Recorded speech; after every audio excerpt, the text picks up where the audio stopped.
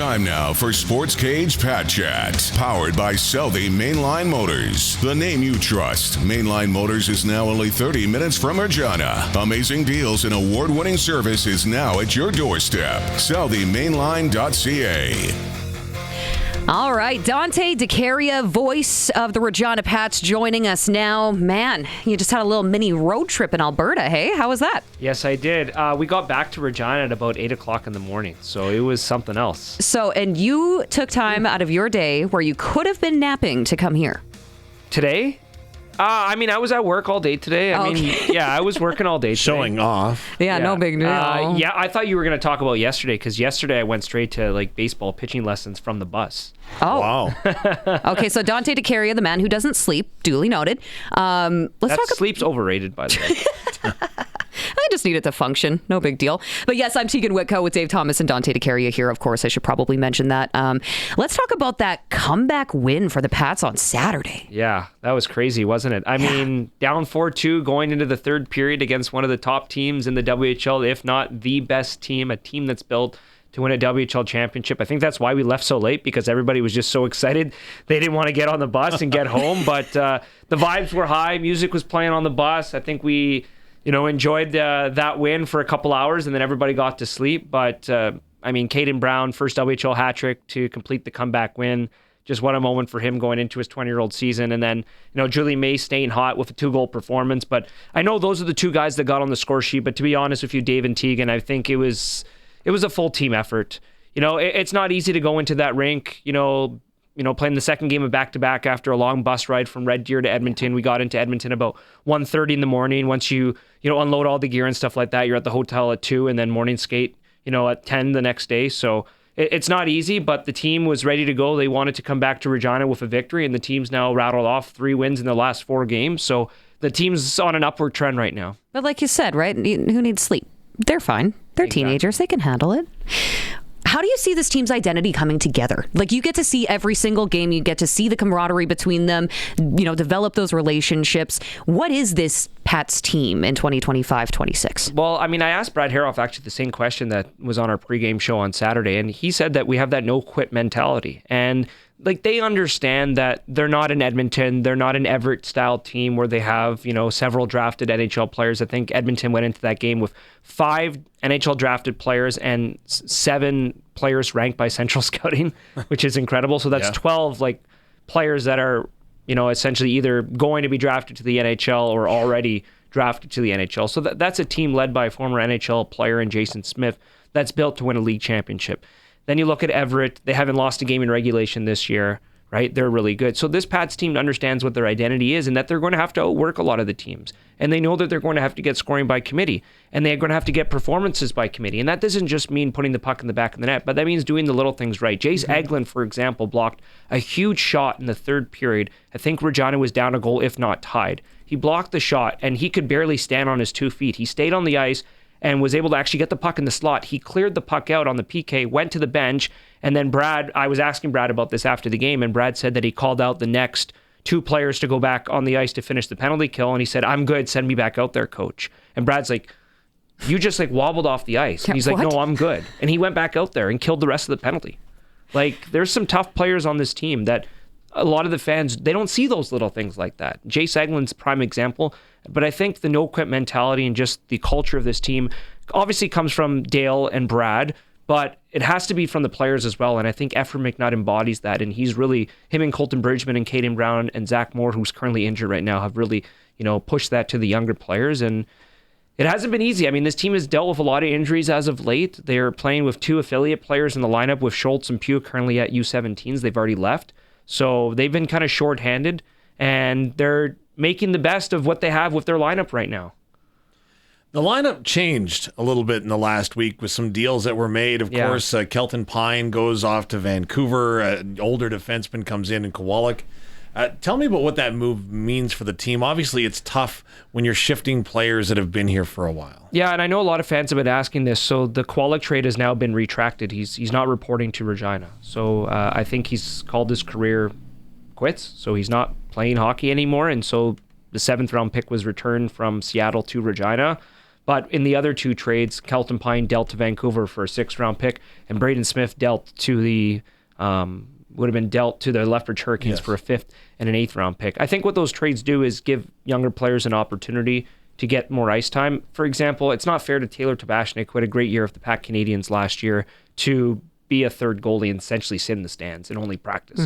He needs to get ice time because Schlenker's going to be 20 next year and Tabashnik's going to be 19. And yes, you can go with those two goaltenders next year. Drake Mooney will also be pushing for a spot as a 17-year-old next year. He's a top prospect, was drafted fairly high last year. So they had to make room for their goalie pipeline as well. And it's a tough move to move on from Pelton Pine. He was a 5-year Regina Pat, actually finished like top 20 in appearances amongst Pat's goaltenders in their 105-year history, which is just incredible. He's a local kid too, so great opportunity for him in Vancouver.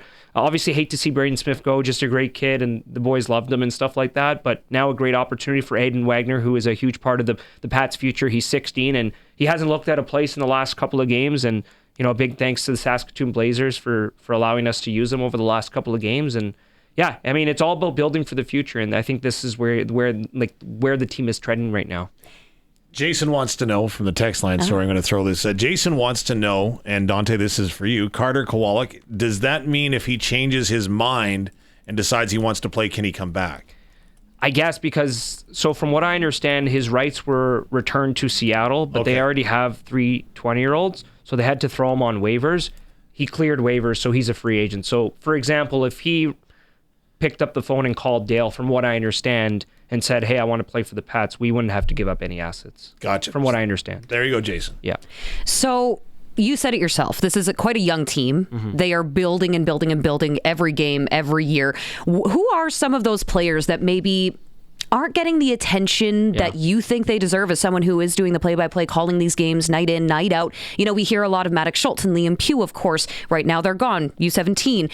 They're also playing with the Pac Canadians, so they're quite doing busy. Well. Yeah. So who are some of those other guys? Like I'm thinking maybe like the Ephraim McNutt, you know, some of those guys that just maybe don't get their flowers. Yeah, I mean, that's a great question, Tegan. I could obviously sit here and say Ephraim McNutt, Caden Brown, those type of players, Reese Hamilton, but they're on the top of the score sheet every single night, so it wouldn't be fair to kind of shine a light on them. To me, I look at a guy like Dave Sturkacz, who I know there was a lot of talk around the city when he was acquired from Prince Albert, given the name, right, and the legacy that his dad carries with the organization, having his number retired and being the team's all-time leading scorer, and also being the general manager as well. But I think what people don't understand is Dace, for example, on Saturday against Edmonton, was so key, winning key defensive faceoffs because he's one of their top faceoff guys. And by the way, Maddox Schultz is too, but he's not there all the time, right? Yeah. So Sturkacz has to play in those situations. He has to win an offensive draw. He has to win a D-zone draw. But to me, the important thing was when Regina had the momentum and it was 4-4, Haroff sent out Sturkacz, Eglin, Shea Rollison, Paul, etc., some of those younger players, right, to kind of hem the opposition in their own zone and forecheck and play hard and be physical. And they did exactly that. And I know those things don't show up on the score sheet, but those players are crucial. I mean, Dave, you've been around hockey for a long time as well. It's not all about goals, assists, and points for everybody on the roster. Yes, you need to score. Yes, you need to, points lead to goals, they lead to wins. But those players are so important to the team. And Sturkacz blocks every shot that he can. He's so smart. And I think he deserves a lot more credit than people give him. I know they're looking at him at an acquisition and saying, well, he hasn't produced, he hasn't scored a goal, he's only picked up 1 assist, but that's not his role on the team, and he knows what his role is. He has to provide energy, he has to be smart, he has to play good defense, he has to win faceoffs, and I think, he's come as advertised. He's done exactly that. He's never been a point guy in his WHL career. Can I go to the Prairie Land text line again? Yeah, It's way easier than me having to formulate my own question. This one is That's called cheating. Sorry, it's at 306-936-6262. And again, text us your name because then we can actually mention your name. So you talked about the late night arrival, and I'm just paraphrasing this. A late night arrival, you have a pregame skate, and then you play a game, and then you drive through the night. Yeah. What does it look like? Now, when I was riding the bus back in the day, again, we would watch, what was it, Slapshot 1,000 times, and then, we'd all get sick and tired of it by then. It's a lot different, I would assume, in 2025. What's a bus ride like? Okay, so a bus ride, I'll just start off with a bus ride going on the road to, for example, Red Deer. So Thursday, we arrive at the rink. There's food ready for us thanks to Sub Express. They provided our breakfast wraps. So we had breakfast wraps in the morning. Bus left at about 9:15. We jumped on the road. We stopped in Medicine Hat to get Boston Pizza. Those were all pre-ordered meals. So Max Paddock, our manager, hockey ops, and goaltending coach, will send out, a week in advance saying, hey, here's what we can order from on this Boston Pizza menu. Send us your orders by this day, right? Then myself, the coaches, will get off the bus. We'll go into Boston Pizza. We'll grab all the food, and then we'll hand it out. Then we continue to keep on trekking.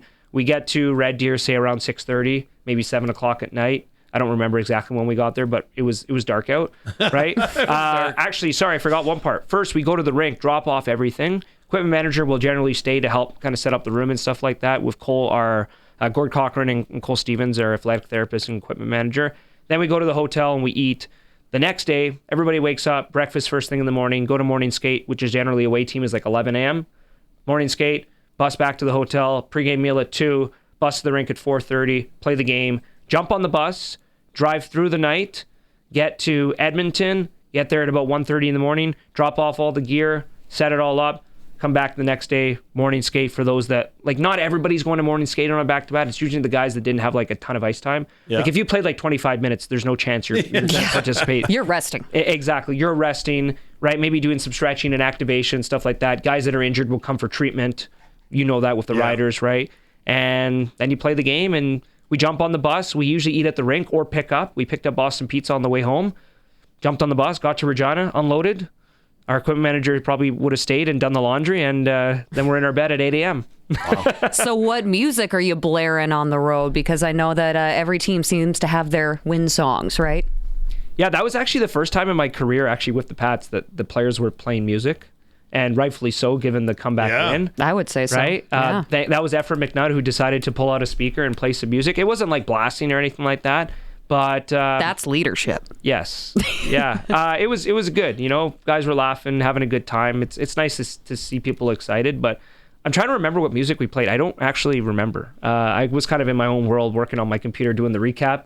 So for ReginaPats.com. So I don't really remember, but as far as the music I hear in the room, I find there's a lot of country because McNutt's like a Alberta guy. Oh, yeah. Right? So back on the ice here on Wednesday, right? Yeah. So the team is on a roll, obviously feeling good. Mm-hmm. How do you keep that roll going? Well, I think they need to continue to do what they're doing. I mean, I know you're showing some of the highlights right here. That was an amazing goal from Caden Brown, by the way. I mean, to outweight the goaltender. But to me, the most important thing when you're a young team is never to get too high and never to get too low. And Dave, you've been around the game longer than me.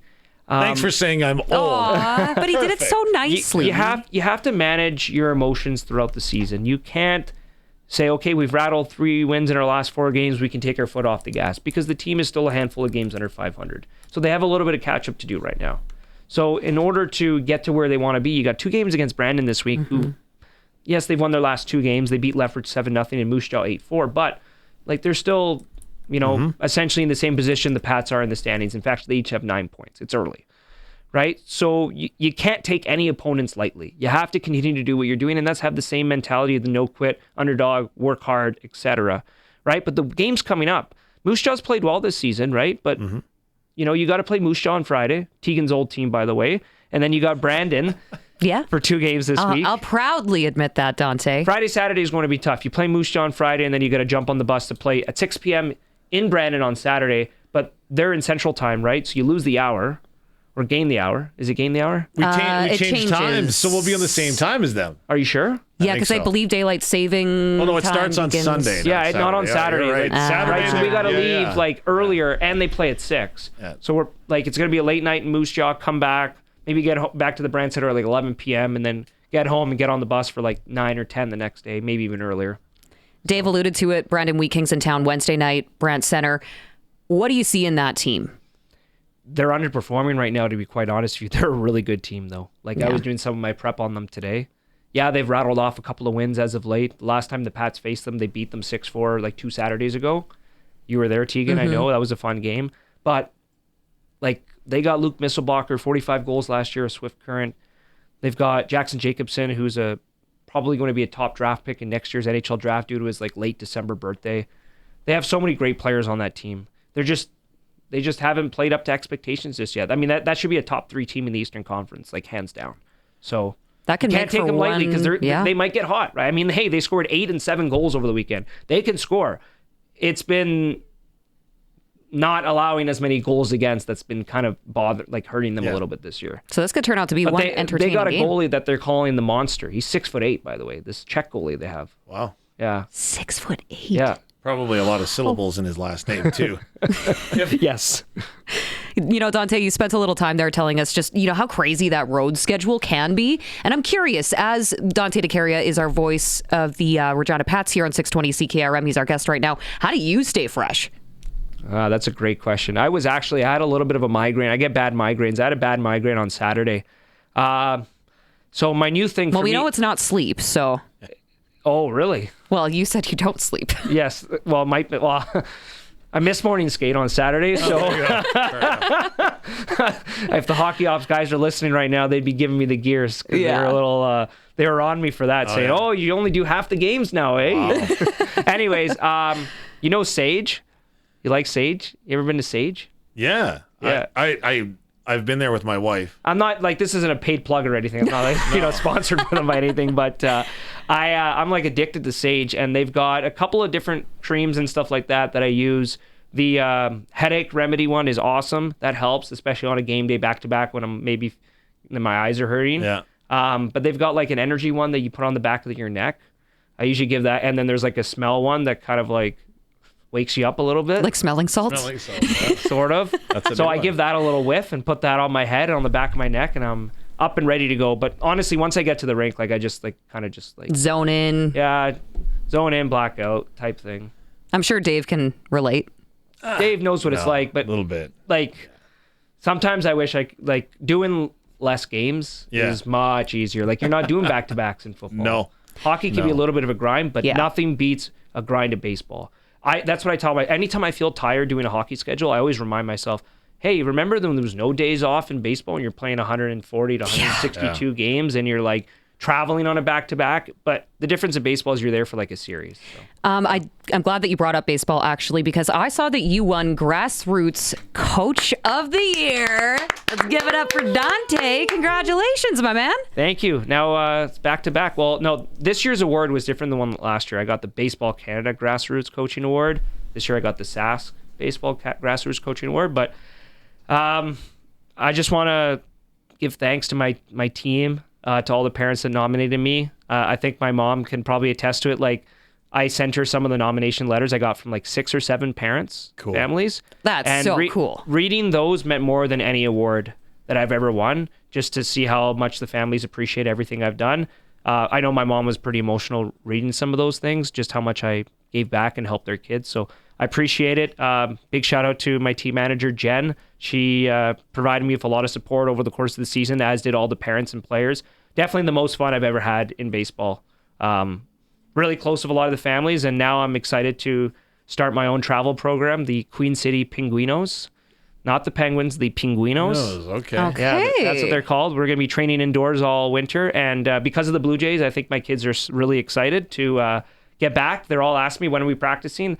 The indoor facility is not fully set up yet, the one that's opening, so we can't practice just yet. But we will be going to Kamloops at the end of April for Best of the West. So really looking forward to that tournament, and hopefully some more tournaments in the future as I continue to improve and grow as a coach. Well, congratulations again. That's so cool. Thanks. And I know that you are, obviously, with the Blue Jays being in the World Series right now, Game 3 happening tonight in LA. I think there's a bit of baseball fever around here, so you're probably going to see some interest there. But really quick, before we have to take a break here, what's your prediction? Jays, Dodgers, Game 3 tonight.